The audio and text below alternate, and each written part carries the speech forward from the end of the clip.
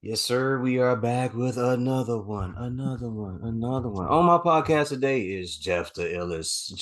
DJ Oh, what Jeff Da up? Illest. What's going on, my brother? How you doing? Nothing bad. Just what, getting ready for 24. Ooh, it's right around the corner, ain't it, man? I'm thinking ahead. Yeah, There you yeah. go. Wait, let's back it up though, because last time I spoke to you, you were on here with Nakia, and you had put Yes. her project out. How have things? What was the reception for that project? My God. Different. When you're doing the R&B album, it's a different kind of reception. Mm-hmm. You know, like even though it still got that hip hop bass, it gives people like, man, they were really impressed. I got a lot of different kind of audience. Mm-hmm. Mainly women. What? So we are finishing up the remix project for Soliloquy. Okay. Um, the remix come out January 1st. Okay. Okay. Get off with that, and then we're going to drop the remix project exclusively on jeffdaillest.com. That'll be like my very first project that I put on my website exclusively. In my mind, I've been really considering on taking not putting no more music on streaming platforms. Yeah, me too. Yeah, yeah. I think Yep. we need to go back to the basics. People need to buy music. Yeah. Like we need to get Yeah. back to exclusivity of the greatness of good music. Yep. Direct to consumer. Yeah. Direct Yeah. to That's consumer. why that's why it's like it's a crazy shift that's happening as far as like what Spotify is talking about doing levying fines against labels that steal streams or post fraudulent streaming data. So they actually talked about fining the major labels and I guess some of the indie labels that are pulling it. But I guess they're gonna have an algorithm now track how those streams are actually made before they start awarding them. And that's why they changed the pay structure because they noticed the labels were getting away with stealing. Mm. And it's a different day and age, man. People not listening to music the same way no more. And the boutique approach, I always champion anybody who takes the boutique approach. You don't have to saturate your listening base across all of these streaming platforms because they're habitual. If they really rock with you, they're gonna find out where you at. Yeah. So, Your fans are your fans. Your fan base is your fan base, you know. mhm. Those who are loyal to your music and to your product, they're gonna go wherever you go. You Better know. know Yeah. you better know it. And I've been getting a lot of new fans with her project. So yeah, so like we wanted to. I definitely we like remember when we first did the interview, we already was thinking two steps ahead. Like we finna start working on chapter two in a minute. So we And the way that you had put it together was good too. Like I had enjoyed it, and I had went song by song by song, and I sat with those songs and I listened to them over and over again. I was like, oh, this has like a '90s feel to it. Okay, so here it sounds like this. This is reminiscent of this right here, and it sounds like he tried to emulate this type of energy, on this song. So it mhm. was a good project. We had a mission statement with soliloquy was to make Mary proud. You know, like this is like soliloquy is like what's the 411 for me, and then Okay. the remix project is what's the 411 the remix. Part two was like kind of like I can't my life with a slash of Faith Evans first shit. You know what I'm saying? Okay. It's like we wanted to definitely like it's like man we gotta make a ballad on this album, but we also gotta be on that bullshit. We gotta talk about the left field of this love shit. Getting played, getting betrayed, Mm-hmm. abs, whole shit.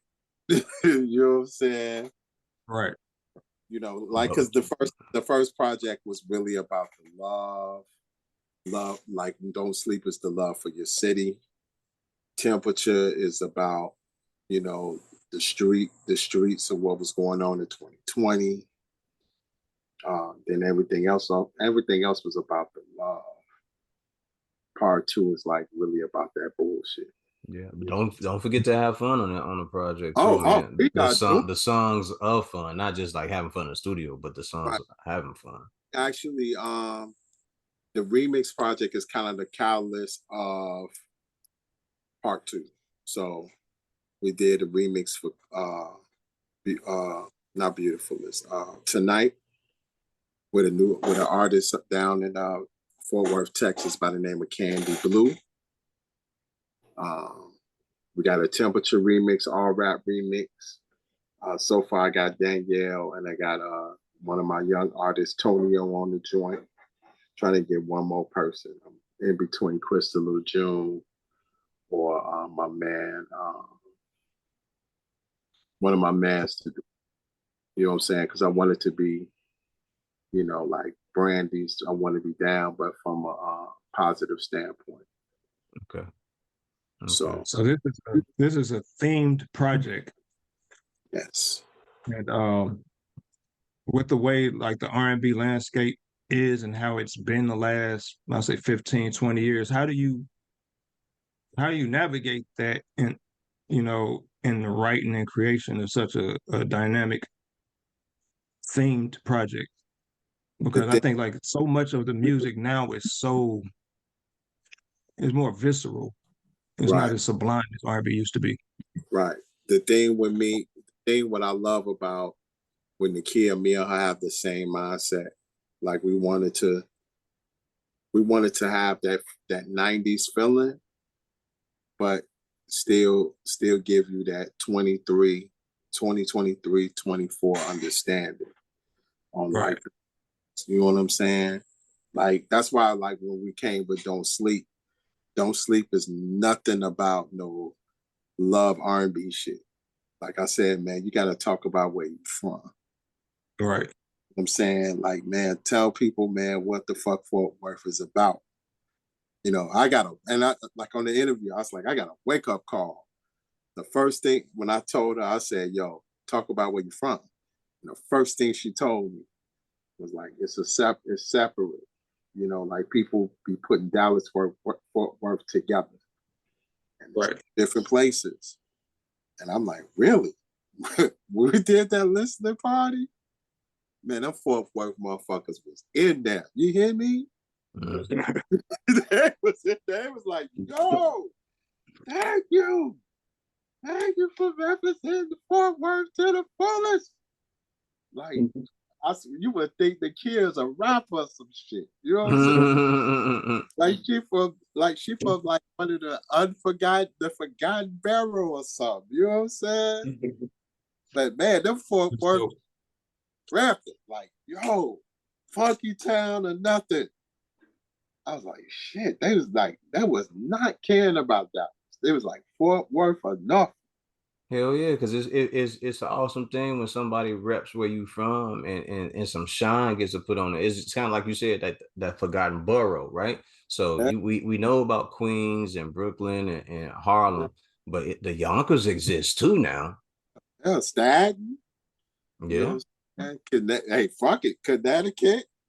Yeah, and shit, it's some ill motherfuckers in Delaware too. Truth be Delaware, told, like all of them like places that people will be like, man, ain't nobody checking for that. Man, niggas is checking for them niggas. Man. Hey, niggas is low there. key, a lot of the ones that you know by name come from them areas. They just move to the bigger city and then they just take that on. You know what I'm saying? If you look at a lot of people's background, a lot of them don't really come from where they represent. They from the Nope. smaller side. Yep. You They know? migrated, cohabitated, Yeah. and all that. Like what's Tupac the perfect example. yeah, You That's a know? fact. yeah, like Rakim Yeah. from Long Island. Man, Guru. Guru, same thing. Boston, moved to Brooklyn. You Prodigy, know, Proud, yeah. Yeah. Yeah, a lot of these cats that you would be, Ludacris. yeah, Kanye. Yeah. yeah, yeah, yeah. So these people are they from forgotten places. They moved to the city. You know what I'm saying? So, but yeah, that was like that that's when I knew we had a great project too. Because when we put out Don't Sleep, I figured like, we did okay. Man, we did that listening party. Them motherfuckers were showing up. Good, good. Yeah, and we had a great reception on the project because one of my biggest things was like, man, I'm coming with a straight city, mean city sound. You know what I'm saying? But Dallas is a big city too. Mm-hmm. You know, people forget that, you know, just because it's in the South, you know, you don't have no city life. Trust me, Dallas is a city. You got some big, it's a metropolitan. Don't get it twisted. You know what I'm saying? So, you know, like I wanted that type of feel. But going into the next project, we actually doing the remix and part 2 together. And we almost done with the remix project. We almost done. We just got to do like maybe two more records. Okay. And we'll be having that out for the springtime, and then we're gonna have part 2 probably like fall 24. All right. You know, what about Danielle though, dude? What about Danielle? Danielle is coming. It's coming. Actually, with Danielle, the kid got to record her vocals for 2 songs, and once she do that, then Danielle's album is pretty finished. The only thing that I have to do with Danielle is that I have to be on my Pete Rock shit with that. I have to throw some of them little 30-second beats in between them motherfuckers. Okay. You know what I'm saying? So, because my idea for Supreme Excellence is like, I wanted it to be like Mecca and the Soul Brother. But me, it's Danielle and me. You know what I'm saying? Because she rapping. She ain't playing. Okay. The last, she ain't playing. That's why, and it's perfect time. Because the thing is, the female rap movement is totally super in right now. And I think we're going into 24 in a different realm in hip hop and rap. And we really gonna get back to the basics of everything, you know, real rapping, you know, dope production, sleek movements, styling, you know, motherfuckers tired of the sexy reds and shit like that. You know what I'm saying? People are looking for something great and something new now. Yeah, absolutely. They want something dynamic. They want something that's going to really make them feel something. Right. People are tired of nothing rap. You know, you have nothing to say. You know, you got to have to say, especially in this day and time where we have a lot going on. Yeah, substance is needed, man. You need some substance. It's just like food. You need something to stick to your bones, man. Stick to your ribs. We've been talking about this for a while. Oh, like substance is so needed, but it's really people are really wanting that, especially when you got D1 calling people out, not really calling them out, but challenging them to do better. I don't even look at it as a cloud chase. I look at it as he was just challenging the system or people that we consider to be top tier rappers to do better. Right. Especially when you know a lot of them, their legacy acts, they're already cemented. So what more do they gain from selling that narrative when they can just, you know, speak from some truth, you know, and it doesn't have to be negative. Yes. So Danielle is coming on. My next biggest project is this Hip Hop Heals project that comes out this Friday. I'm one of the executive producers of that project. And it's that deal. It's a great project. Okay. You know, like I'm very proud that my name is on that project. You know, let us know how to support. Let us know how to support my brother. We have a release party Sunday at the Blue Island Beer Company. You know what I'm saying? They got some good ass craft beer up in that bitch, man. They got some nice shit up in there. We need to definitely come in that spot. We're gonna be playing some good tunes off that project. Okay. Definitely. So yeah, so that's a man. We got Vice, we got my man that business. Had a nice array of great artists on that project. You know what I'm saying? And they talking that good talk, good positive stuff. You know what I'm saying? You know, got records about going to the doctor, being politically aware, relationships. Dealing with real relationships and the healing of relationships. Domestic. Like combating domestic abuse. Mm-hmm. Like we really talking about stuff that we talked about in rap records. Okay. The one thing I always say, instead of complaining, do it. Forget about who's gonna listen to it, because just do it. You gain to listen. But what they say, be the change you want to see. See, that's it. That's truly proud of. We've been working on that project for about 2 years. Okay. Yeah, about 2 years, a year, some change, And so it's going to be something special, for the city especially. We got the Hip Hop Museum behind it too. Okay. What hip hop artists, besides the ones you just spoke on, what other hip hop artists are you listening to lately? Ooh, well, let's see.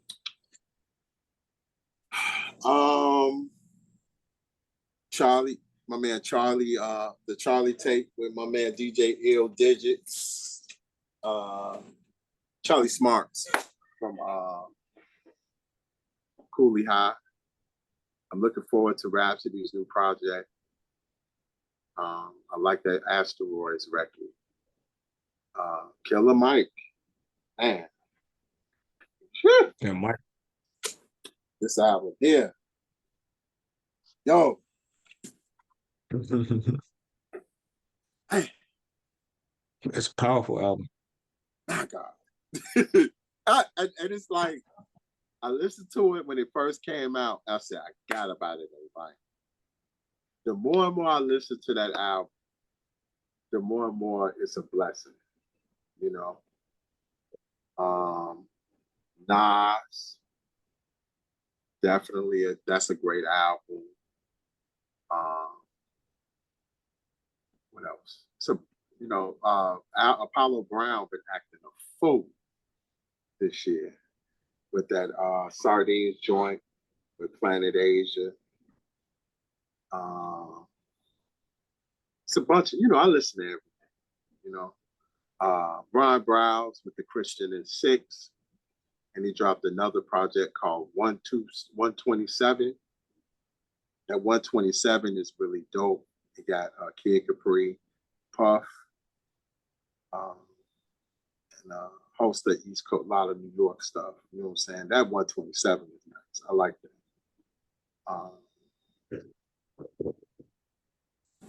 Pretty much. But I will say it's a lot of this.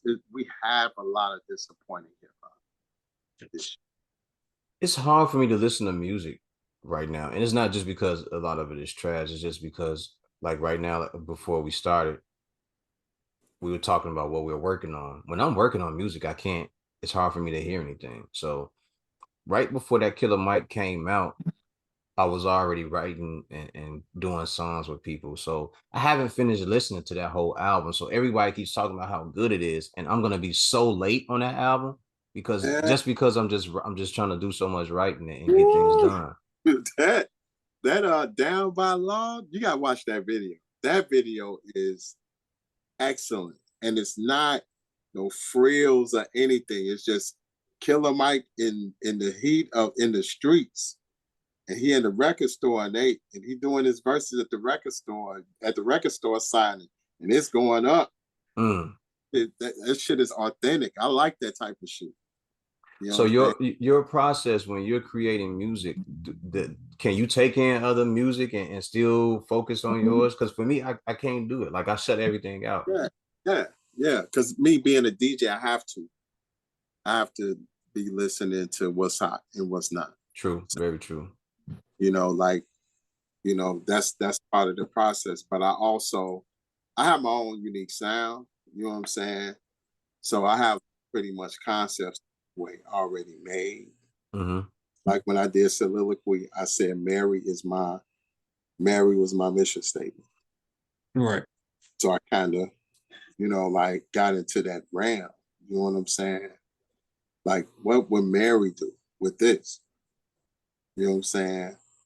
Like, okay, I'm gonna get all my hip hop breaks, put them in the mix, use them, cut them up. You know what I'm saying? Get my musician friends to help me create that landscape, put some keys on some shit, and we take it from there. You know what I'm saying? Like I wanted the soul, but I wanted the tempo with it. You know what I'm saying? So that's what matters to me. Larry June too. That Alchemist. Yeah. If Alchemist, either Alchemist or Hit Boy need to get the production of the year. I don't give a fuck what people think. That Larry June, man. Jeez. That's the most like that album make you want to put on a pinstripe suit. You hear me? And get your fucking Mac on. You hear me? That Mark Candy House is something serious. You hear me? I forgot. I had to throw that out there. But Alchemist, man. Alchemist, the landscape he put behind those lyrics, man. Man, it was something different. Man, Alchemist. Tell me a Hit Boy. You cannot deny that. Hit Boy brought Nas back. Man, listen here. I don't care what. Man. Put Nas back in the conversation. Man, he brought Nas back. This last album solidified. You hear me? Got that nigga rapping again, man. Rapping. Rapping. That ain't bullshit. When I saw he dropping gems in them songs. Man, good gems. Like my top 3 will be Alchemist, Hit Boy, and Conductor Williams. Man, beat Conductor? Yeah. Yeah. Man, he has, first of all, the drop is serious. Conductor, we have a problem. Conductor, we have a problem. Hey, the work that he did for Griselda the last year and a half, 2 years, is crazy. Man, that album is definitely in the top 10 top 10 joint. Yeah. Yeah. And that was it. I know this gonna be your listeners might be mad, but that Conway and Conductor is better than that West Side Gun shit.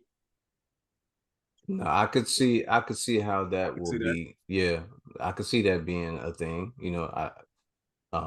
Conway is more of a rapper's rapper, more of a hardcore rapper. And Gun is trying to be avant-garde.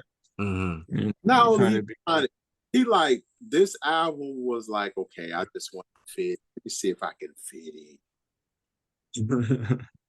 I want to be part of the my conversation is there, but I want to do some regular shit for a little bit. Yeah, especially since he had been out the way for a little bit too. I got a record with Jeezy. I got a record with Rick Ross, and I want to do it with the regular niggas.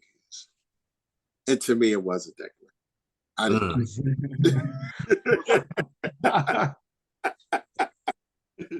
Nah. That's a dope observation. That's a dope observation. Nah. Let me do an album with some like I want to be part of the I want to be on the radio. I want to do what Benny do. Right. Yo. But the way Benny did it, that shit was hardcore, man. Yes. And Benny be in a pocket, Benny don't step outside of the bubble of what it is he does. He's gonna bring what he does to every song. Right. With Gun, you don't know what you about to get, but it's gonna be a bunch of ad libs behind it. And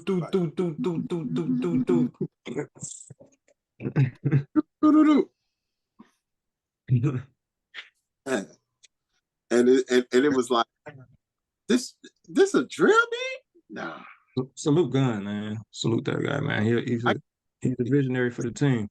As far as the hair, man, you can't deny the great. Man. But the album, no. The album was very Damn, I'm damn near may put it on the worst list, but I don't know if I do. You know what I'm saying? Him, like Drake's album was on my worst list. I can say that off top. glad you brought that up. I want to ask you a question, right? Okay, so Yeah. this is whole discussion that Joe Budden started by saying that Drake needs to rap in his age bracket. And people are saying he was right about that. Other people are just saying he's hating, but a lot of people are saying, dude, you're almost 40 years old. What are you doing? You know what I'm saying? That's the direction the conversation is going in. So I want to ask you, based on what you know of the Drake album, listening to it and then just knowing where he's been musically for the last 5 to 10 years, does that sound like there might be some credence to that? Not saying that he needs to rap about the things people his age rap about, but just to bring some maturity to his content. In a sense, I agree, but Drake is a soft pussy ass nigga. I'm so serious. You know what I'm saying? He's sweet, man. He tried, like, when he tried to be hard, you be like, I don't even come off right. Not believable. You know what I'm saying? Like, we don't believe you. You need more people. Right. And Pusha, man. This nigga, you trying to step, you still gotta, like, he still got the chip on his shoulder when Pusha gave him them hits. You hear me? And he's like, that's the only song on that album that's dope with Conductor, right? He trying to come tough. And I'm like, you have no idea that this toughness is gonna get you out here bad, brother. Yeah. You know, man. I can't say, like my man said, Push on the clock. I said, no, he's good. He's good. He's good. And remember, they told him not to. They told Pusha, don't respond. Leave him alone. No, he's gonna respond. He responded on the Clips record. Oh, he did. Okay. Yep. Oh wait, so they had a project that came. Did it actually come out? No. Okay. But when they did the fashion show in Louis Vuitton, right? They played they did a new record for the Louis Vuitton joint, and the whole first verse of Pusha, he coming at Jim Jones. The first line of the record, he said, "You living under the spirit of repossession." I was like, "Yo, I'm done." That's crazy. You living in the spirit of repossession. I'm like, whoa. Who thinks like that? What? Wait a minute. Living under the spirit of repossession? Listen to that. Who said that? I'm like, Jim should have shut his mouth up, man. Talk about he don't deserve no top spot, no count or no number. I'm like, yo, dude, Pusha is a problem. Yeah. Being battle tested. You know what I'm saying? I'm like, don't mess with that man. That's why I said because it was gonna be a Pusha DJ Drama Gangsta Grills, but I got a feeling what's about to come out is gonna be another Clips album. I will salute a Pusha Gangsta Grills. I will salute that. Yeah. Oh, if that comes, that's gonna be really, really tough. Mm-hmm. But I really got a feeling it's gonna be a Clips album, though. Yeah, because when him and Malice actually do get on records together, it just bring that it revives that feeling. Yeah. You know, they bring that energy back. Yeah. Great. But to answer your question, 6, Drake have always been this sucker and succotash ass nigga to me. You know what I'm saying? He be on some, pretty boy action, Right. And to me, he's like one of the leaders of the new generation in rap. So he's like the in-between, you know what I'm saying? Like, who I give mad props to, who knows how to move in the in-between, but still with his albums, he beats him, J. Cole. Facts. J. Cole can do the record with the Young Thugs, the Babies, all those kind of rappers. But when he does his albums have power and value, and he doesn't chase the trend. Right. You know what I'm saying? I think that's absolutely true. Right. Drake chased the trend. He'll put the Sexy Red on the album, and he, chase the trend, and that's cool. I would say he has to make a 40-year-old 35 and up rap album. No, but just show your progression. Talk about the shit you done been through and everything. Right. You can show your progression. Yeah. But see, Drake is emotional. So that's Drake is also probably the most, and nobody actually says it, but everybody says it, that Drake is probably the most misogynistic rapper to exist. Yeah, and he does it underhanded. Yes, sir. Yes, sir. Big time. It's like most rappers at least show love to women in their songs. He does. Not at all. No, I'm trying to hit. What we doing? Yeah. And it always be like the narrative is typically like some she left me, she could never do no better than me type shit. Yeah. Yeah. Yeah. I just find it to be interesting because but it's also he does that bait and switch and sleight of hand shit too, so but go ahead. I was gonna say I think that is interesting because like where this conversation was going, it kind of got me thinking about something a conversation you and I always having about Drake before, about how like my theory is this, because he was a child actor, he was already primed for entertainment. He already had media coaching and stuff like that. So everything that it took to actually develop a artist, they didn't need to do that with him. Also, he was a fan of the rappers. He approaches everything like he's a rapper's fan. Like his beef with Pusha T is no different than his beef with Joe Budden.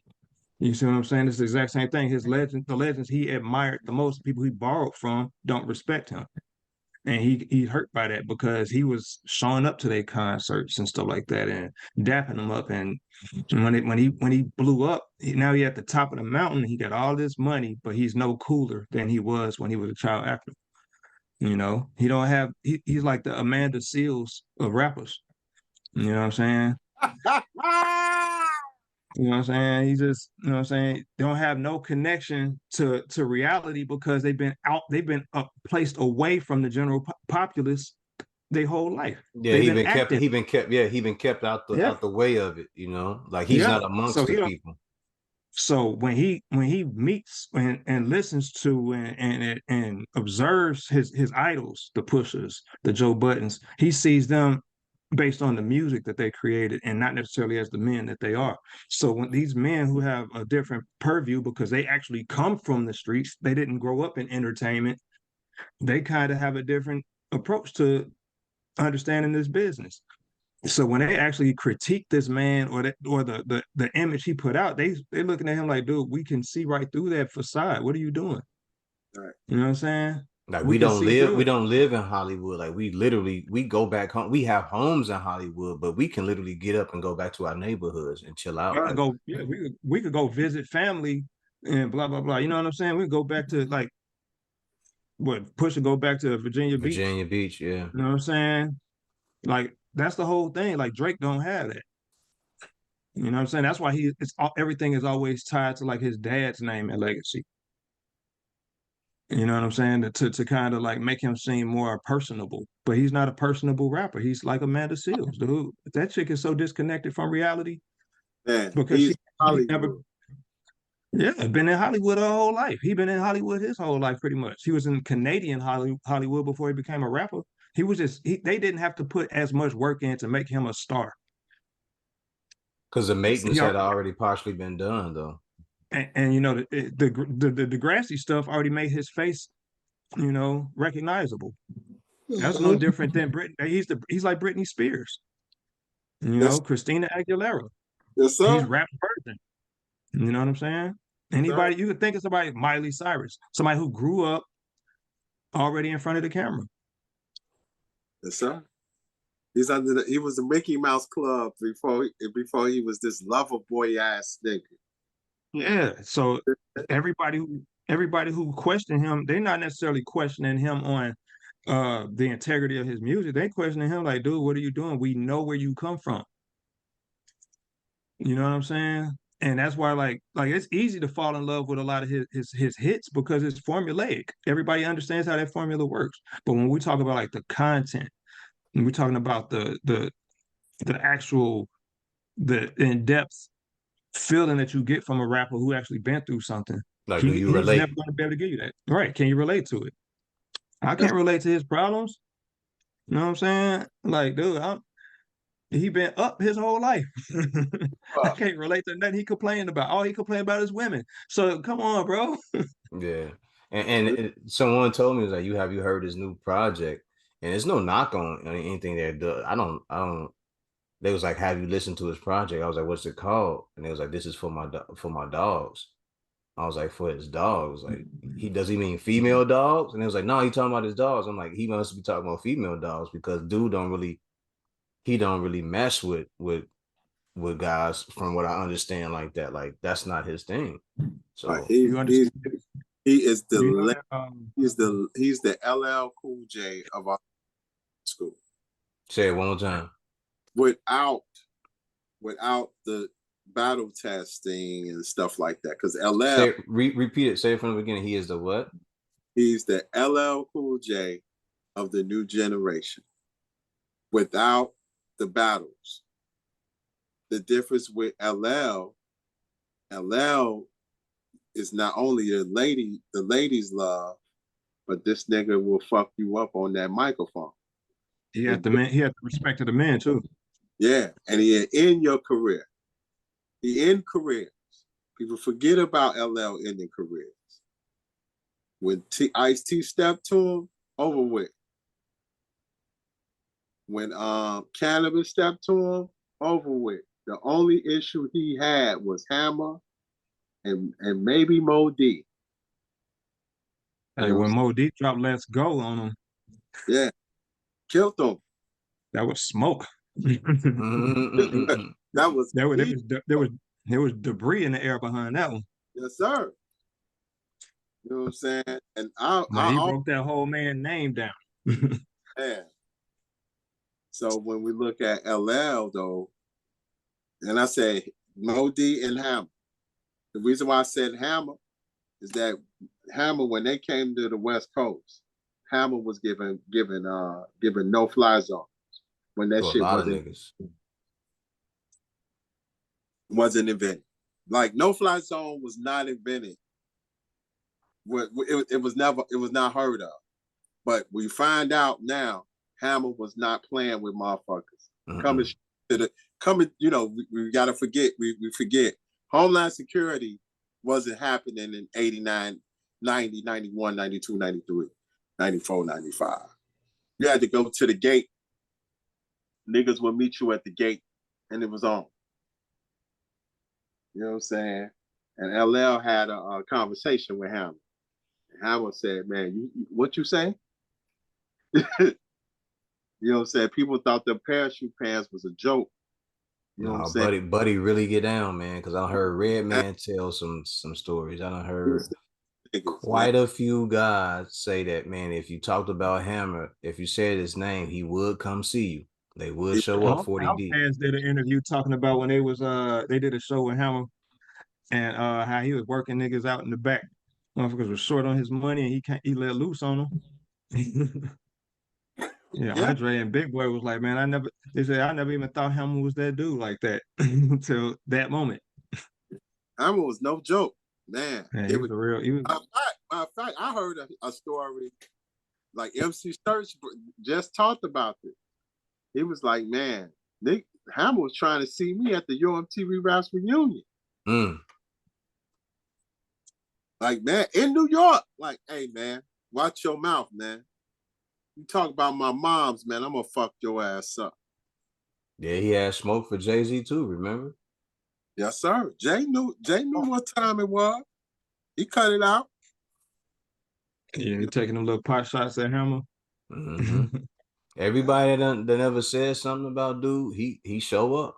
It's just like saying Candyman name too many times. I'll be there. Yeah, that's one of the little known hip hop stories that people did not know. They thought Hammer was this happy go lucky nigga, but we found out he was a goon. You know what I'm saying? Supreme Boom. Yeah, Oakland niggas don't play that though. I think what ends up happening is that they look at this image of this dude dancing, jumping around, dancing with these And parachute smiling. pants.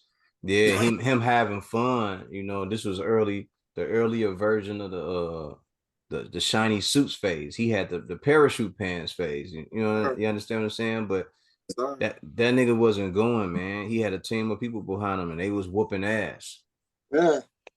And You know what people misconstrue like all of that aesthetic because they don't realize the same amount of energy it took to learn them dance routines that he was a part of.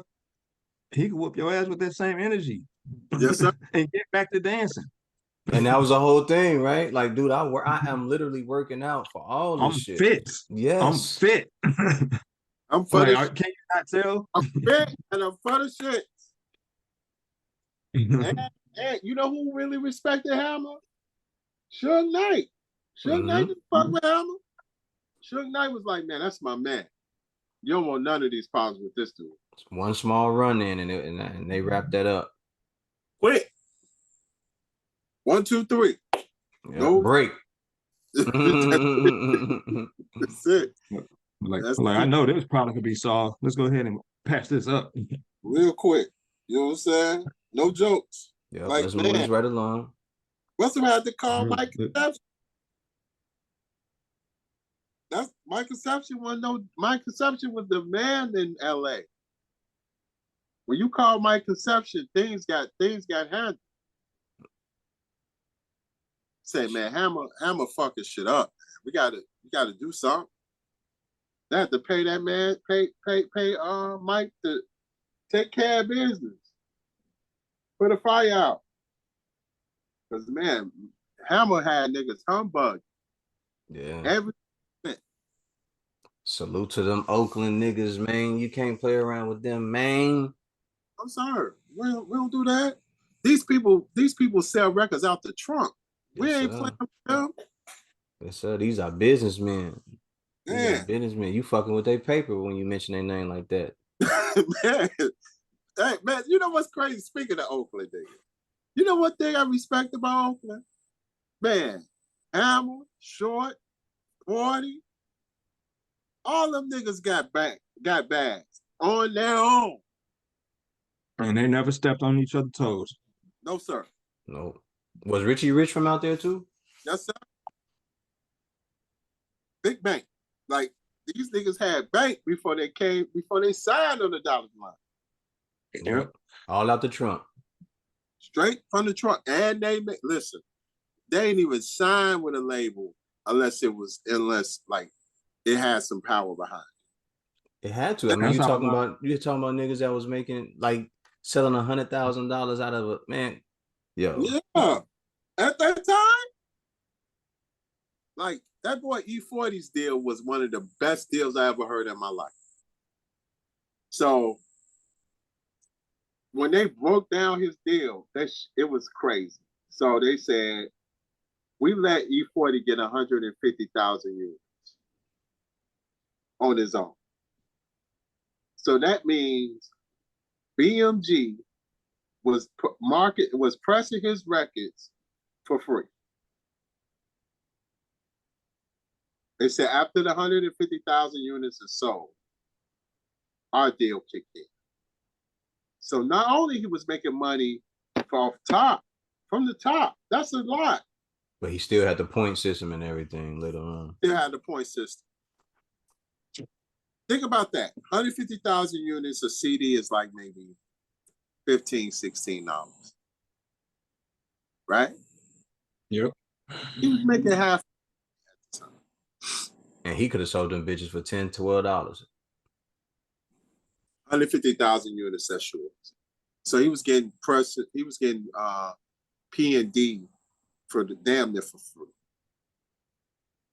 And then all the rest was jobs doing after that 150,000.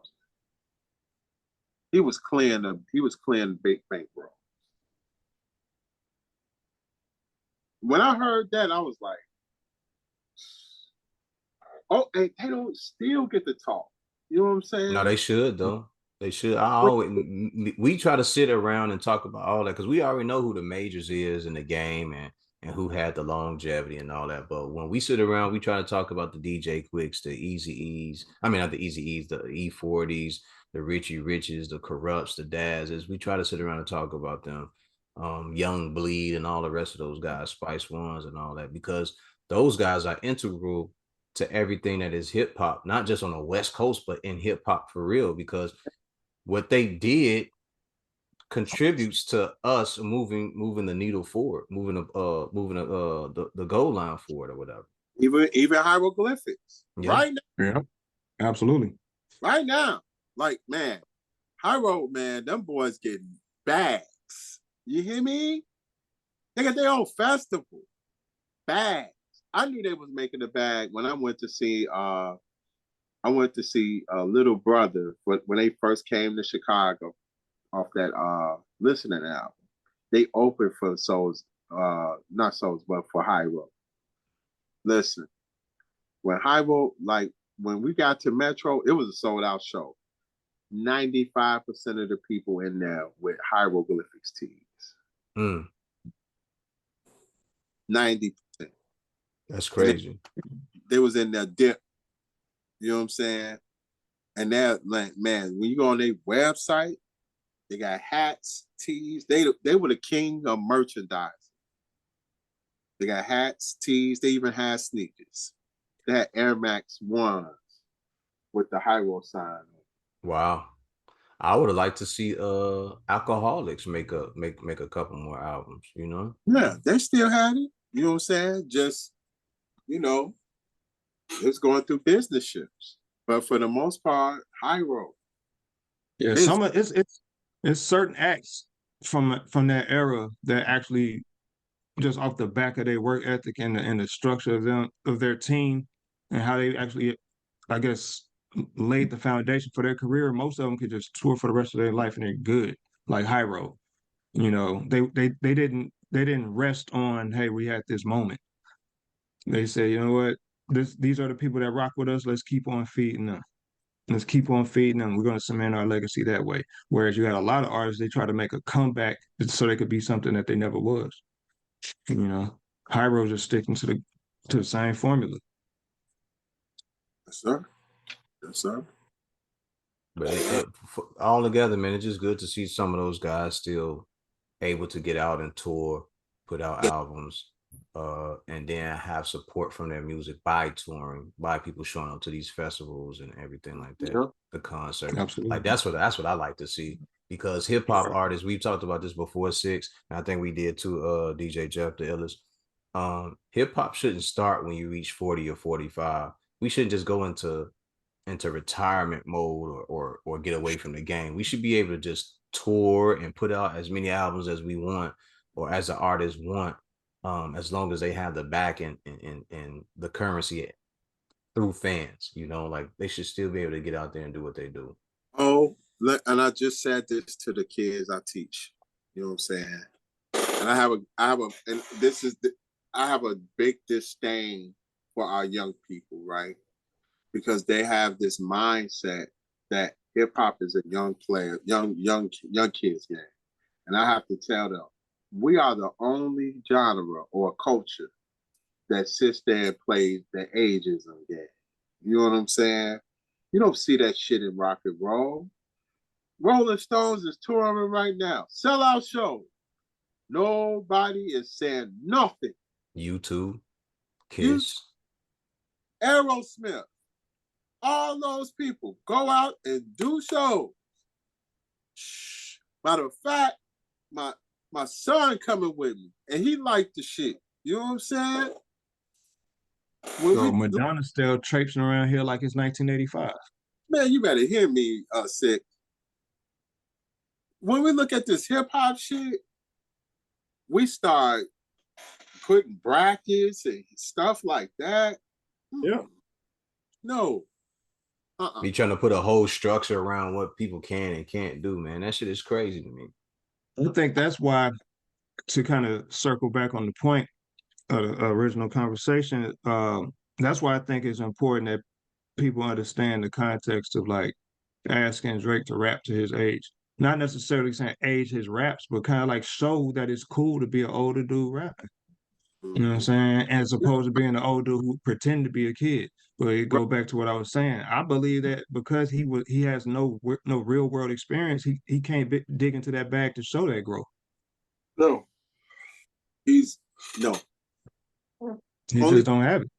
the only people that can really show maturation and that is really pretty much Busta Rhymes, Tribe, the Red Man, Outkast, Yeah. Outkast, you know, Scarface, yeah, Common. these are veterans that can put out albums and still have relevancy and people will accept it.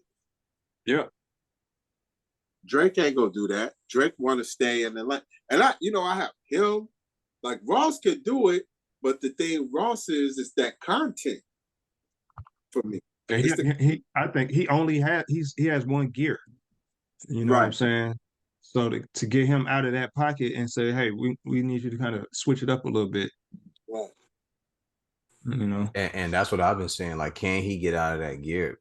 So me and you, Six, we had that conversation recently when we were talking about the whole D1 situation. And what I said is kind of like what Minister Farrakhan was speaking on, right? What he had preached before. And it's not to call nobody a devil, but what he was saying is the fact that you know that you're doing wrong and you continue to do it, that's what makes you the devil. Right. Yeah, because they got to justify it anytime you question on it, you get angry and have to justify it. That's a sign of that evil. Yeah. Yeah. And Lack of accountability. And that's the problem I have with Rose. You know what I'm saying? Rose and Jim Jones. But sometimes I may throw that Benny the Butcher. You know, they go with these one-trick ponies. Somebody calls you out and say, "Hey, yo, let's break this up a little bit, man. Let's talk about other shit. You know, we got this Israel shit going on. Free Palestine. We got Republicans ready to get at each other on some fighting shit. You know what I'm saying? We got election season coming up. You know what I'm saying? Shit, let's talk about your health. Shit. Man, let's get our health. Let's get a health conversation. And some people think it's corny, but it's not. No, it ain't. It's cool. Like, man, it would be cool if Rick Ross would be like, man, get your blood pressure down. Eat right. You know what I'm saying? Matter of fact, one of my favorite albums is Dead Prayers, Let's Get Free. Talk about it. That's one of my favorite albums. And drink water 8 glasses a day, because that's what they say. They say you are what you eat, so I strive to eat healthy. The goal in life is not to be rich or wealthy, but true wealth comes from good health and wise ways. We got to start taking better care of ourselves. Man, that album is like a blueprint on living. You hear me? Yeah. Like it's bigger than hip hop. You know what I'm saying? Mindsets. Yeah. What rappers talking about that? And did it in a fly rain. Yeah. Did it in a smooth ass way. Let's have mind sex. We ain't got to take our clothes off yet. Right. They're not just rapping it, they living it. Mm-hmm. Mm-hmm. You know what I'm saying? They literally living it. Got clothes, got a whole movement behind it. Mm-hmm. That's the authenticity. Man, they was authentic. Man. You know what I'm saying? Revolutionary, was it revolutionary but gangster? Yes, sir. RBG. Uhuru. Salute to Stick, M1 and Stick.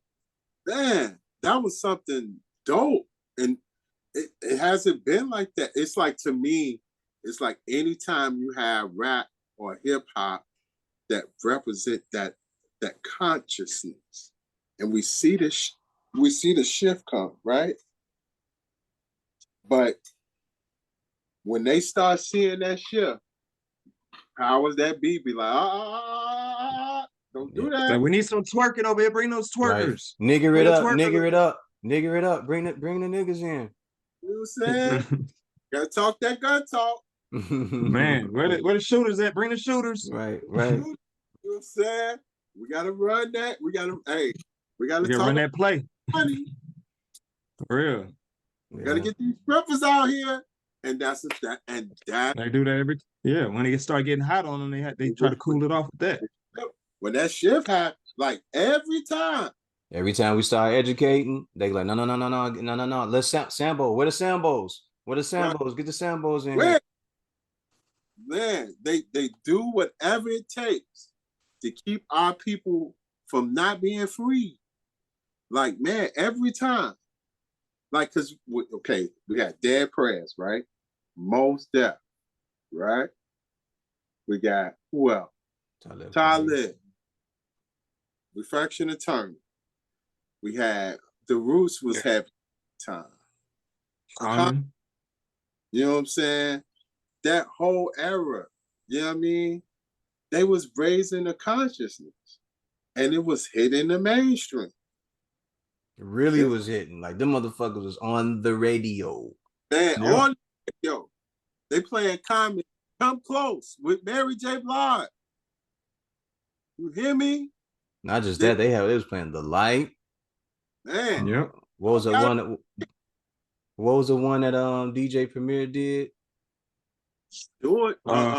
The 7 Cent. The 6 And you know, yes, you know. Yeah. Yeah. That whole thing, that consciousness was there. When they saw that shift and they saw these kids changing their hair. I'm gonna tell you the moment that actually took hold in the mainstream.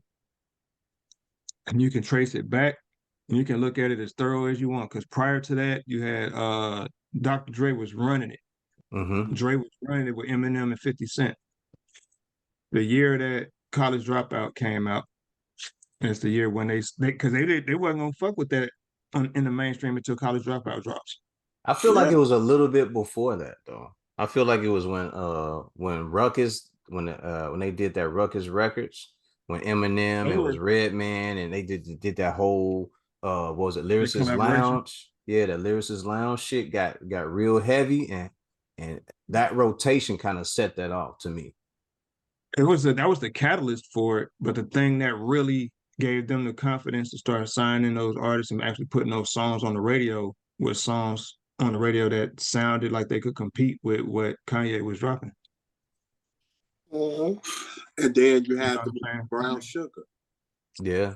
And then the whole soul movement came right in with that. Yeah, the neo soul movement. Yeah. When Brown Sugar came and it did well at the box office. Yeah, and it set the tone, set the stage. Yeah. They was like, do more. Y'all like that, do more of that. But then when they started paying attention, like, wait, they talking about what? Yeah.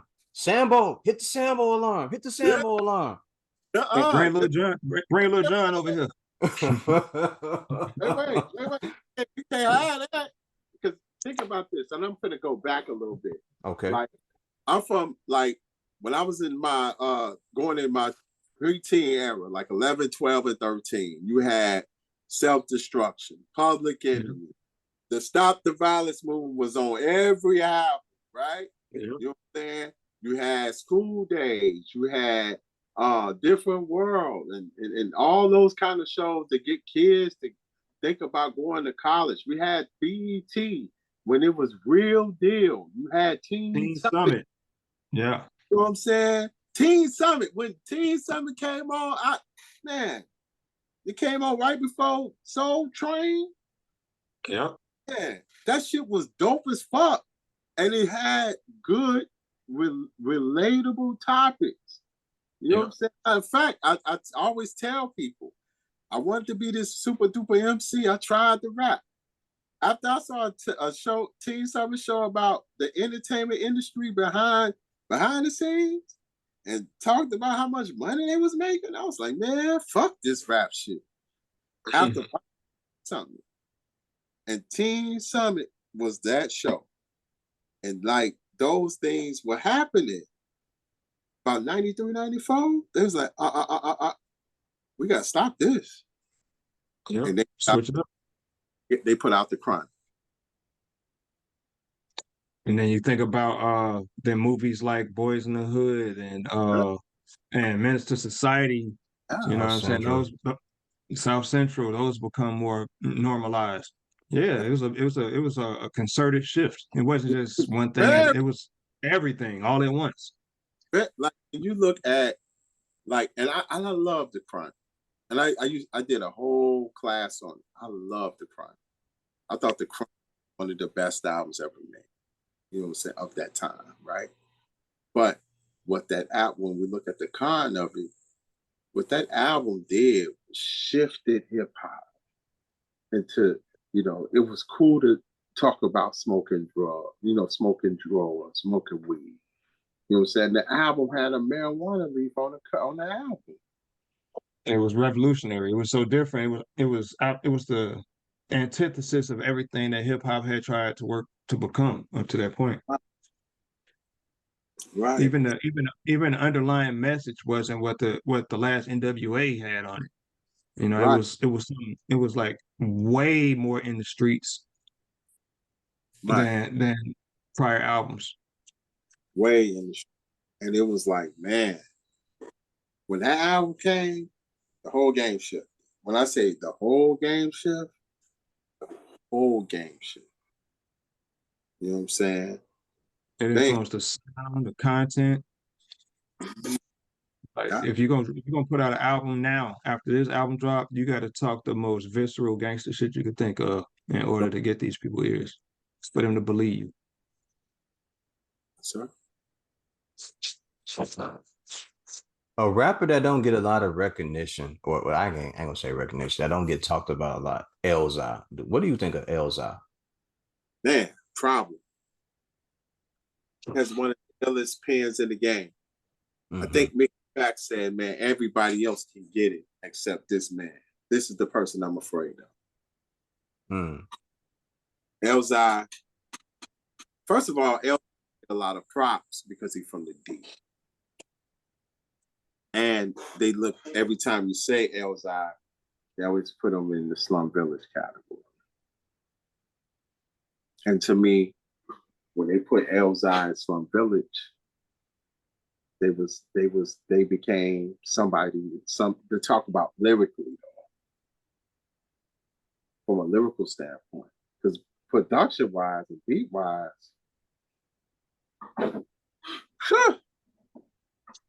we ain't got to talk about that. Yeah, but dude is special though, man. On his own. Yeah, he's a prop. And his freestyle is just as thorough as his pen. Man, His imagination when coming up with those bars. that Lead Poisoning is one of my favorite albums of that year. I still play that 216. You know what I'm saying? Keep Dreaming. That Keep Dreaming is serious. I couldn't believe the stuff he was saying. He was coming tough on that. Dude, I'll be listening to him sometime. Like, man, if this ain't one of the most lyrical but relatable people in the fucking world, man. Man. Good people. He not play. He good people. Yeah. Yeah. Was a good dude. Wasn't Hollywood by no means. Not at all. Not at all. But it's crazy how, the agreement that we have, and maybe it's because we're older and we're more mature, but we're looking at the music not from our perception, but from perspective, right? We're able to see the road. We're able to see down the road and see where it's come from, the rearview mirror, and we're looking at it from what's ahead. And when you sit there and you speak on some of this stuff, and it's like, anytime there's been a great movement in hip hop, it's always been washed out. And then when you're trying to tell people like, hey, no, they're washing it out on purpose. They go, no, they're not. I was like, man, it's something called being covert, and there's something called being overt. They know what they're doing. Yeah. I think it comes down to this. It's like, because every time we had that movement, we had the face of it. You know what I'm saying? We had an individual who represented I guess that movement, like Busta Rhymes was like once he did his verse on Scenario, he became larger than Native Tongues at that point. You know what I'm saying? So like you have that person. Snoop was that for the Chronic. Snoop took Dr. Dre into the stratosphere. You know what I'm saying? So like Mm-hmm. when they start seeing these people come up and they actually they have a personality, they have an image. They come prepackaged in that way. It make it easy for them to kind of like find something similar to it. But what happens is if that person is insulated by something that's real, then that movement moves with them. A la, Tribe and Q-Tip and his production and kind of like help. Like most of Busta Rhymes' career, he's been working with a very similar set of producers, because he's still tied to where he came from. But when the industry plants those seeds, all these industry plants come in and you can see them actually working. Where they the ones that come up with the hit out of nowhere and all this old shit. Those are the ones that are used to disrupt the status quo. And an industry plant ain't like some kid who grows up to be this, but they could go find somebody who might just have a little potential, but they thirsty enough for a check, and they'll do whatever it takes to be that star. They may not That's ever reach star status, but they'd be just good enough to disrupt some shit. You know what I'm saying? Like right now, the movement of like female rappers is so street that it's easy for them to plant somebody out there right now. You know what I'm saying? So it'll disrupt what Rhapsody and Tierra Whack and those girls and those women can actually do. You know what I'm saying? Their music is no less dope, but you don't get to hear it because they're hidden behind that wall that's set up by these plants. You know what I'm that's saying? You got a Sexy Red who everything she say and do is posted online, so it's a distraction from the music. that's sir. You know, and they associate all those antics with the music. TV shows like Love and Hip Hop is the same thing. They put hip hop in the title and it has nothing to do with hip hop at all. It might have a couple former rappers on there, but because that association is there, no matter how dope, let's say Elzhi had an album dropping, there's no album dope enough by him that will ever climb that wall because he can't unless he takes on a persona or personality a la Busta Rhymes, Snoop, something that's ubiquitous. When Elzhi becomes ubiquitous, then he'll probably be able to overcome that. You know what I'm saying? Jay-Z is ubiquitous. You know what I'm saying? And he might be one of the few that he might not even be putting on a character, but most of these rappers put on a character, and those are the ones that succeed. Mm-hmm. Drake is putting on a character. You know what I'm saying? Yes, There's no sir. way there ain't no way he go to bed the same way he is on TV or on them songs. Ain't no way he the same dude. Yes, sir. You know what I'm saying? That's why Andre walked away from the industry. He knew that Outkast as an entity was ubiquitous, but as a human being, he didn't want to be that character. Mm-mm. You know what I'm saying? And And you he can said look at it and see he said you he can see how he despised it. moved. Yeah, he said he Yeah. despised it. You know what I'm He saying? said That's what something. He said I wanted to walk away from it. He said, and if I can't walk away, at least let me just turn it off. He said, but every time somebody see me, they see me as that, and I just want to be the dude. I just want to be a regular guy. That's why it was so important for him to have as much creative control when Outkast was dropping those albums, dude. He had to redefine himself every album Mm-hmm. because otherwise he would be pimped out Dre from Southern Playalistic. Can you imagine 9 albums of that shit? I mean, Because he's I, trying to be ubiquitous. right. You I see what I'm saying? I respect Dre's move, and I love the fact that he's going. Like he's being him, right? Right. But you as a rapper, you're already like Stratosphere, stratosphere. Yeah. He's an alien. He's an alien. He's extraterrestrial. He's not normal. you're like you're like the OMG of this rap shit. You don't have to do much. The shit when I heard the flu shit, I was dying. I was like, what? For real? And people are excited. Like, 3,000 coming out. Oh my God. I'm like, I know he ain't rapping. Shit, but okay, think about like, did you expect him to do that on that double CD when it was him, Speaker Box and Love Below? Did you At expect first, that to come out like that? I thought it was gonna be like he was gonna do his thing. It was gonna be some left shit. It was just gonna be he was gonna rap for real. You know what I'm saying? But that didn't happen. I know a buddy of mine, rest in peace, Lex Dirty. He helped engineer a few of those sessions on that album when they was actually working on it. And he would tell me little stuff. He wouldn't really go into a whole lot of details, but he was like, "This album ain't gonna be like nothing you know Outkast to do in a traditional form." And I remember reading about them planning on doing a double album, but I didn't know whether or not they were going to actually do it this way. It was one thing if they were going to split it, like the rumor was, and Dre was going to rap and Big Boy was going to rap and do two separate rap albums. But when Dre came out with a pop R&B fusion album, it was like, and it was some bangers on there. But see, I kind of knew it was gonna be different just based on that last time when they did Stank on You. I was like, they about to go in a different direction because Stank on You was totally different, but it still fit the classic The, Outcast aesthetic. Yeah. She Lives in My Lap is probably to me one of the strongest songs that man's pen has touched, next to probably Spodio Dopalicious and Aquemini. The artistry, the way his brain can, the way he creates is evidently not normal, and when it comes to the context of what you expect from a rapper. So I could imagine the frustration of being that way, being so thoughtful about the way he writes and creates, and he got to put it out in this, and don't get the satisfaction of knowing that the people that actually love it, and not just like it because they're just trying to get some clicks and views. You know what I'm saying? It's a different era, man. It's a different game now. Yeah. People Even listening to Stank on You, and that's something they had on there called Toilet Tissue when they were talking about the young girl who killed herself in the bathroom. You know yeah. what I mean? It's just like, okay, they really care, and they're really thinking about not just putting out music and albums, but they really care about the community and everybody that's involved.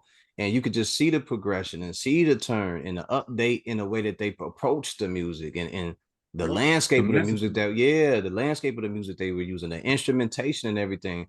I was like, these dudes updated every time.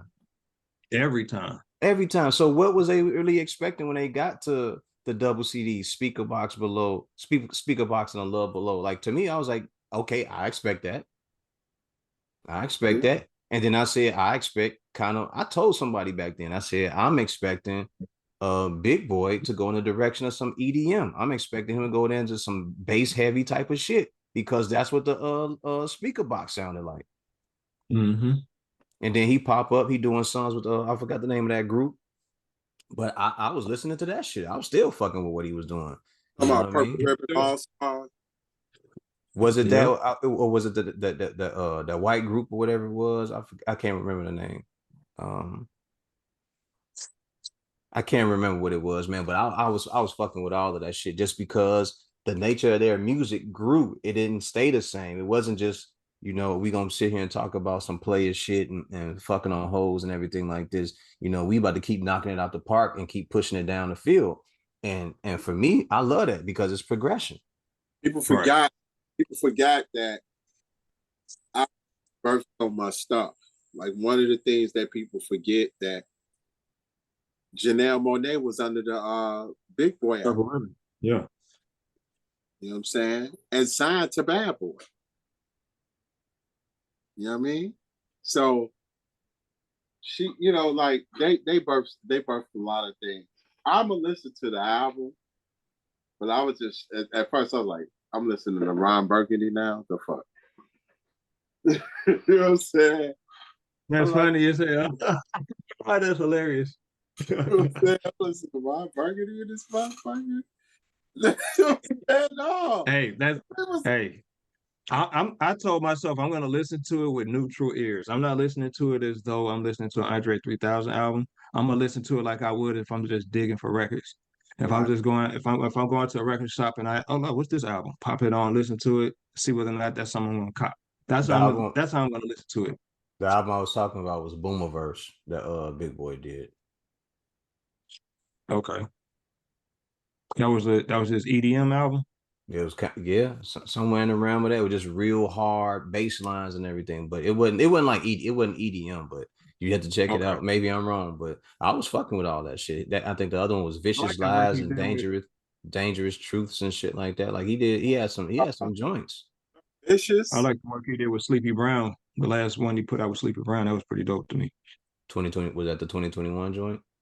I think it's what's the name of it? The Sleepover or something like that. Big Sleepover, yeah. Big Sleepover. Yeah. Yeah. Yeah, dude and done dude like that. I was expecting them to continue to do shit differently. I mean, there was just so much growth between them, and every album there was this expression or this tone that hey, it's still us, but we're about to take it further. We're about to keep pushing it. Remember, we're going further down the field. We started at Southern playalistic Cadillac music. We started there, but we got to keep on pushing it down the field because we can't stay the same. And I applaud that for artists to continue to change and grow. I would rather that than motherfuckers continue to tell me about how many guns they got. Bro, I Yeah. got my own trauma. I got my own trauma. I don't need to hear no more about guns and dope all the damn time. That's why a lot of time I don't even listen to rap music. All right. I agree. I agree. You have to put them in your top 5 or top 3 groups of all time because they have a representation of growth. Southern Playalistic don't sound like ATM. They recovered the fumble and ran it back for a touchdown. Right. Repeatedly. When the East Coast when the East Coast got cocky, Outkast saved the day. You know what I'm saying? After that Repeatedly. Source Awards moment, it was up. From that Source Awards moment, it was up. When Dre said the South got something to say, he stopped talking. Couple times East Coast was fun. You know what I'm saying? That's one. Yep. Yep. DMX is 2. Yep. Well, I'm Yep. gonna go. The Woo was number 2. Then DMX. Because DMX came in when Puff and them was winning. Shiny suits. Big chain. Champagne. X said, fuck all that. Let's get back to these streets. Let's get dark. Let's make it dark again. Like, where the dogs at? Yeah. You know what I'm saying? We ain't got no girls around. We in these streets. We got pit bulls and chains, and we out here on 4-wheelers. Hey, right. He dropped 2 albums and killed them for Def Jam. Def Jam ain't had nothing like it since. They didn't have nothing like it before. Period. And you know what they did? They fumbled.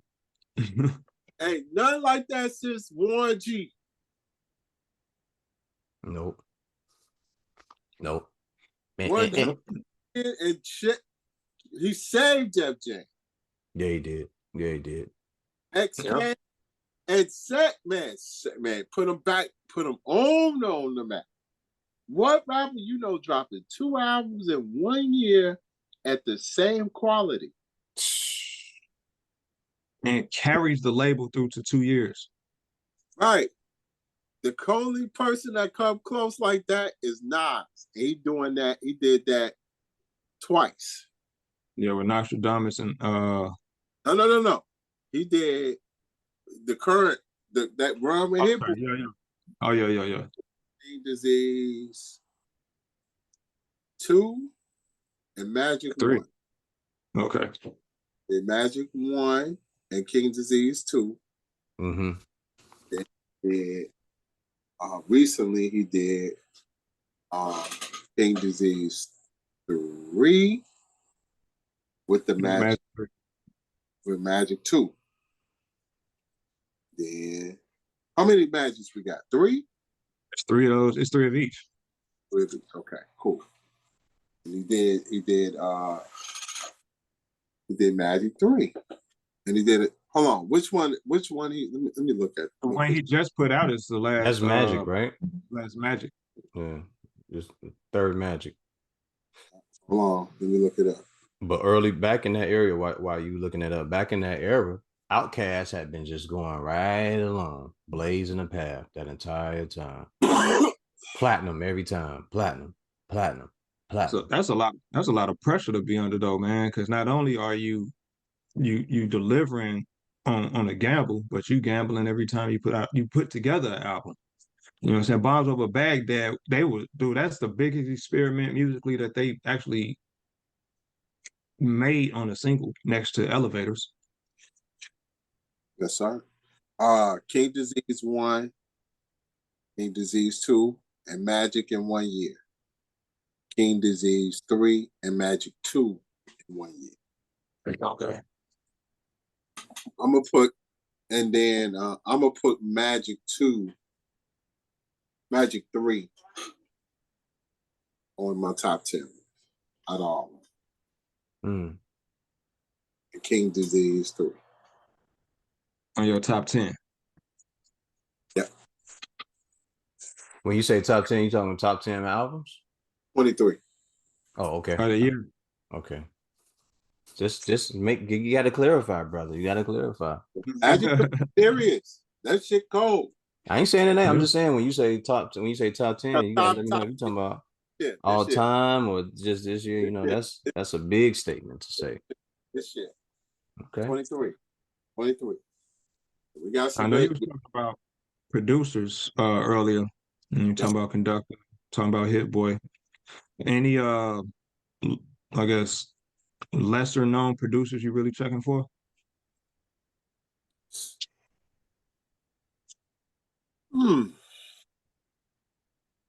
The really the ones that I know, to be honest, you know, that I'm close to in the shy, Right. which they deserve a lot of love, but it's really household names. It's really doing, you know, Knife Wonder, and the Soul Council. They're really doing their thing. Premier still killing shit. People may be, you know, the problem I have, and I talk to all the time. People talk all this hip hop shit and don't have no idea. You can ask them, give me three new rappers that make sense. And they can't do that. Right. You come for me, I'm gonna give you three new rappers or three rappers that make sense. I'll tell you one producer, it just came into my mind. Nicholas Craven. Nick Craven, yeah. That boy, that boy is the whitest, soulfulest motherfucker I ever heard in my life. I ain't heard that name in a while. Nicholas Craven? Ransom album is one of the best albums this year. Mm-hmm. Director's Cut 4. Because it's Ransom gonna murder the violence. That's not Ransom is ill nigga. That's not going to be a problem. This man is Mike Tyson Punch Out on that microphone. Mm. Yeah. It's the beats on this new shit that makes the difference. It don't even sound like Nicholas Craven that you hear on these Griselda tracks and shit like that. No, this dude like went different. You know what I'm saying? And the beats are like on Director's Cut 4, they nuts. Oh. You know what I'm saying? And the guest features are, they not playing. You know, you got Shay Noir. That's another female MC that people don't talk about. You got Shay Noir. You got my man from Slaughterhouse. What's my man from the West Coast? King Crooked. You got Talib Kweli. And somebody else that it's really.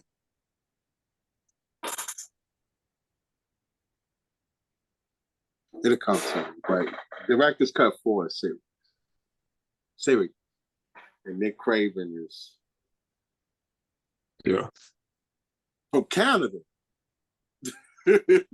He's from Quebec. Shout out to my man Ethics. I got a buddy named Ethics from Canada. I'll send you some from the Dropbox. I'll send you some shit. All right. From Quebec. Don't even speak a lick of English at one point. Sock by say to my homie Ethics. Yeah. Nice. Yeah. So, but man, like producer wise, like he's dope. My sleeper album of the year is my man from Detroit, Stretch Money and Valid. Stretch Money and Valid. Bill and Isaiah. That's my sleeper album. That's yeah. Let me ask you a question. Do you pay attention to battle rap? Here and there. Here and there. That Remy shit fucked the game up though.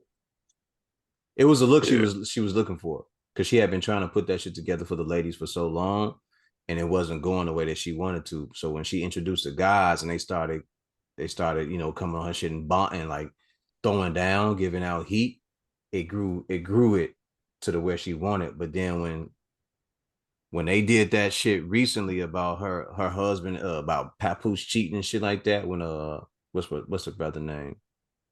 Geechee Gotti. When Gotti got on there and he said all that shit about Buddy ass, Easy the Block Captain, that gave her what she was looking for. So it put a lot of attention on what she had going on, because she had been trying for a while. Yeah, that shit. They put a stain on. It's a gimmick. That was a gimmick move. Yeah, that's all. And it kind of that was the rollout. It was a rollout. It take the legitimacy away from the brand. You know, because now she got to have another one of them moments to make people tune in. You know what I'm saying? She got to live up to that. And that's like the pinnacle of bullshit. Yep. Yeah. Even if it is true what happened, let me say this: it was all kind of like thrown out of proportion, because the battle rap had happened days earlier. No one even cared about it until the mainstream went back and they listened to what had happened. They was like, oh shit, there was a battle and they did that, blah, blah, blah, blah, blah, blah, blah. And then all of a sudden everybody called. I'm like, y'all 4 days late. That battle been happening. All them people done went home. They done got paid. They done got their $20,000-$30,000. Y'all just now hopping on that. That shit been happening. Yep. Matter of fact, they already got a new battle scheduled. Yeah, they got new battles coming. Because people was hitting me up. They said, did you hear about that? I was like, man, you are 4 days late, bro. That battle happened. That happened the night of the battle on a Saturday or a Sunday. The people that was there heard that. The line went crazy, and Remy put it out all of a sudden. Because remember, it wasn't supposed to come out on YouTube or anything. They released that for people to hear. Yeah, that was their clip moment. Yeah, they was like, oh shit. They was like, since that shit catching fire, let's ride this shit. Yeah. Controversy, ride the controversy way. Yeah, niggas love controversy. And Papoose ain't said a word. Not a goddamn thing. I'm watching that money hit the bank. Yeah. And if it's real, you best believe he's gonna come out with some fire. You better know it. He gonna have some fire for all their ass. That's the one you don't fuck with too. He's nice. Mm-hmm. That man started murdering you from the top of the alphabet to the bottom of that motherfucker, and then go through your name. That ain't the guy that you fuck with. And even in real life, from what they were saying, if the shit was real, him slapping dude or whatever, like, it's gonna be whatever it's gonna be. Oh no. So no. It's gonna be whatever it's gonna be. So, Remy Ma done went quiet. She done moved on. Hey, let me get this next event going. I need such and such to show up for this event. I need this person to show up. It was all to me. I just saw it as a good reason to validate her platform, because she was really just trying to do it for the women, from what I understand. And that didn't do nothing but help. But I'll say this, one of my favorite battle rappers, even though these niggas talk about guns all the time, my favorite one is Rum Nitty. Really? Rum, Yeah, rum is nice. Rum goes crazy. He can turn anything into a damn gun bar. Straight up. And you'd be like, yo, how the fuck did he think? And you like, this dude he really goes after that shit. But it's crazy when you listen to some of these guys, it's like, y'all doing too much with this negative shit. Like, I know all y'all ain't got no guns. I know it. All you gotta do is stand one of them across from one of them KOTD dudes, and you'll know what the problem is. You know what I'm saying? Because King of the Dot is primarily, white.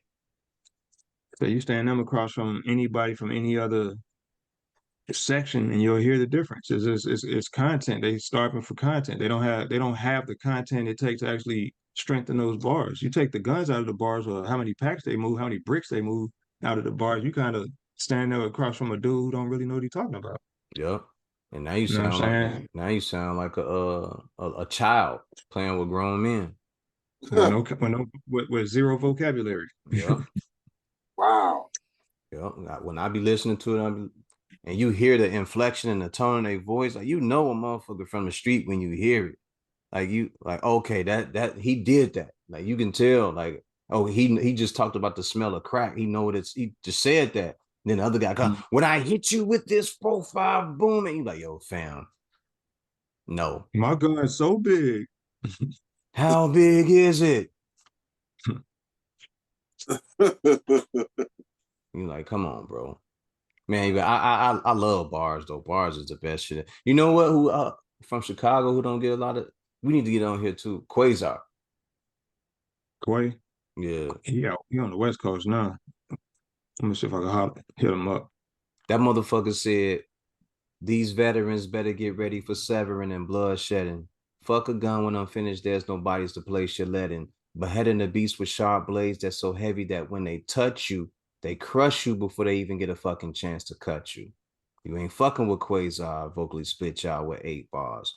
The only one hard enough that he could rape God. What? I remember when I battled Quasar. I don't know if you remember when they used to have this party line, and all the rappers had a room that they This would is the call to Chicago Loach. and just battle each other and battle and just really just strengthen up bars. I can't remember exactly what the line was he said, but it was like, because we had been going back and forth for like 15 minutes. So you know how.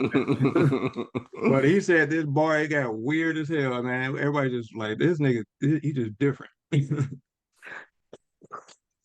Yeah, but he another one of them. He another one. I had said something in the verse against him. I said something about I compose sheets that make parishioners hold heat. Commissioners snatch a gold rope just to smoke the gold leaf. You should know me. I'm known to throw bows at those who flow weak to dope beats and hope to throw hoes they don't know or even won't meet. And that's when he came back behind that with that fucking crazy. He did a play on my name, but it was Ooh. so fucking intricate. That boy was different. That boy was different. All right, Jeff, I'm gonna let you get on up out of here, man. Anything you need to say, your website or anything before we go ahead and wrap this on up, man? JeffDaIllest.com. That's gonna be we're finna revamp that. Hip Hop Heals comes out Friday. You can go on the website hiphopheals.com and cop the project. Get ready. Supreme Set January 9th, 2024. Coming soon. That's my event. We play dope ass good music. No trap, no drill. You come to hit, you want to come there and listen to that. Don't come to my party.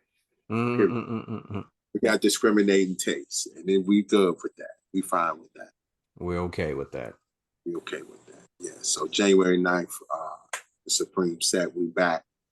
Looking forward to rocking with the people.